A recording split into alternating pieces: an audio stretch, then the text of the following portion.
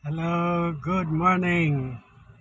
Magandang umaga, Republika ng Pilipinas, lalo-lalo na dito sa Nueva Vizcaya.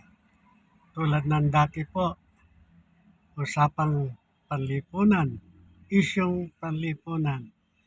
May isyu po tayong pag-uusapan mamaya. Pero bago ang lahat, tulad ng dati, reminder ko po o paalala para sa mga manggagawa ng judiciary, manggagawa ng executive at manggagawa ng legislative. Public office is a public trust. Dapat ang lingkod bayan, hindi balat sibuyas. May kasabihan, kung ayaw mong mainitan o mapasok, lumayo ka sa kalan. Meaning, kung ayaw mong napupuna ang mga salitang lumalabas sa matabil mong dila, ayaw mong napupuna ang mga kilos at galaw mo, huwag kang pumasok sa politika, huwag kang pumasok sa serbisyo publiko. Ayan pa, huwag kayong pikon. Huwag po kayo naiinis sa akin dahil kayo po ang nagpresenta para maupo dyan sa posisyon na yan o pwesto nyo yan. At kami po, 113 million taxpayer ang nagpapasweldo sa inyo. Kaya maglingkod kayo ng may katapatan sa mamamayang Pilipino o sa 113 million na taxpayer. O, yun po. Yan, ano po ba ang issue natin ngayon? Yung pong nakaraan na last hearing sa Senado na yung prosecution ay hinirap nila yung dalawang ah, manager ng Land Bank. At yung isa, yung nauna, yung sige ng Constantino, hindi ko nakalimutan ko yung first name, sabi niya, nag-withdraw ang Office of the Vice President ng apat na tig 125 million pesos. So ang kabuuan po noon, kalahating bilyon o 500,000. At yan po ay cash na i-withdraw. At sabi nga ni Ginang Constantino, ito po unusual o hindi ito pangkaraniwan na nangyayari sa branch ng Land Bank na ganong kalaki ang wini-withdraw kasi ang kalimitan nangyayari o pangkaraniwan nangyayari online po ang ginagamit o kaya cheque ang ini-issue ng departamento ng gobyerno para mag-withdraw ng pera o pambayad sa anumang obligasyon ng sangay ng gobyerno. Kaya kakaiba raw po yun na 125 million, kung isang kilo, isang milyon, so 125 kilos yung binubuhat ni binigyan ng Gina Acosta para ilabas sa bangko. Yung po, 500 million karating bilyon. Ngayon ang tanong, uunahan ko na yung tanong ng prosecution.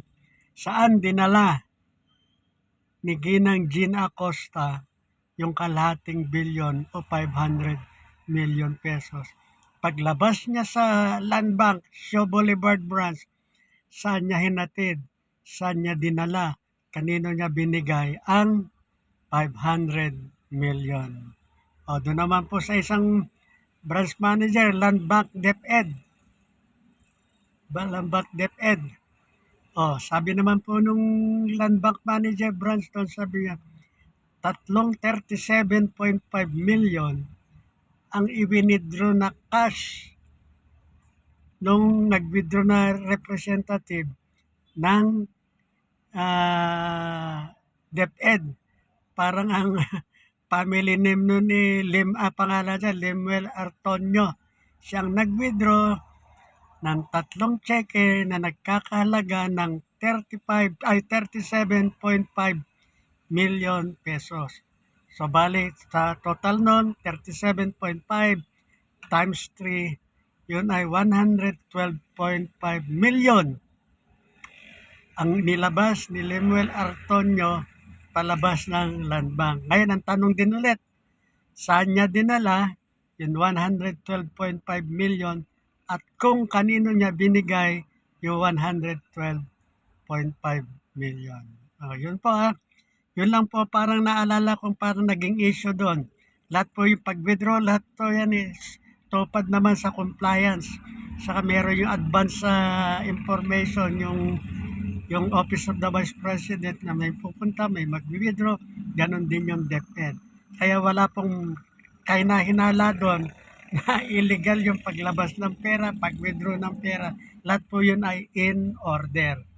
Yun po hindi natin sinasabing illegal yung pag-withdraw kasi sinabi na nga nung dalawang bank manager, legal po yun kasi compliance sa mga requirements na sinasaad ng mga banking institution. Ganun po yan. Basta ang question po ngayon, yung 500 billion na withdraw ni Gina Acosta, saan niya dinala? Kanino niya binigay? At yung kay Lemuel Ortonio na 112.5 million, ang issue rin, saan niya dinala? Kanino niya ibigay?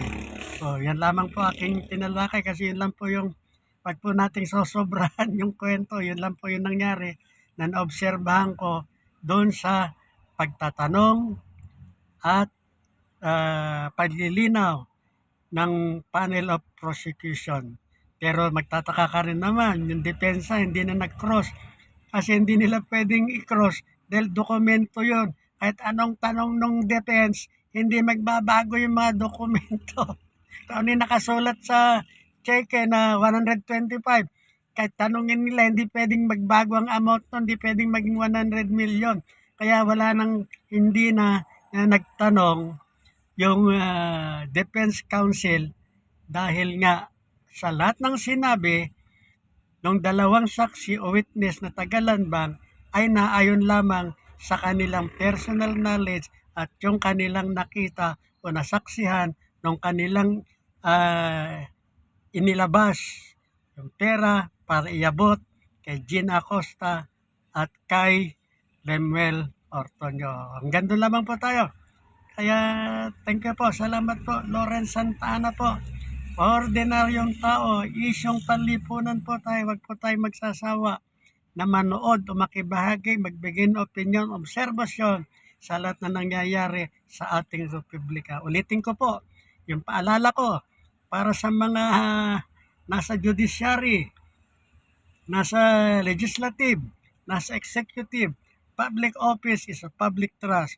Dapat ang lingkod bayan, hindi balat sibuyas. May kasabihan, kung ayaw mong mainitan o mapasok, lumayo ka sa kalan. Meaning, kung ayaw mong napupuna ang mga salitang lumalabas sa matabil mong dila, ayaw mong napupuna ang makilos at galaw mo, huwag kang pumasok sa politika, huwag kang pumasok sa serbisyo publiko. O ganun din po sa mga nagpo-post. May sekta na reliyon, organisasyon, mga individual, pag napupuna yung mga salita nila, yung sinulat nila, yung video nila, nagagalit sila. Kaya kung ayaw yung mapuna, huwag kayong mag-post sa social media para hindi kayo napupuna. Kasi kapag nag-post ka sa social media, subject po yan ng criticism. Subject po yan ng obserbasyon. Kasi karapatan ng manonood at nakikinig na kung meron silang narinig at napanood na sa kanilang pangunawa, hindi okay, hindi totoo. Kaya magre-react sila, magbibigay ng opinion. Kaya huwag kayong magagalit. Kung ayaw nyong mapuna, ang mga video nyo, ang mga pananalita nyo, huwag kayong mag-post sa social media para less stress. Okay po, thank you po. Lawrence Santa Ana po. Ordinaryong tao, magandang umaga po sa inyong lahat.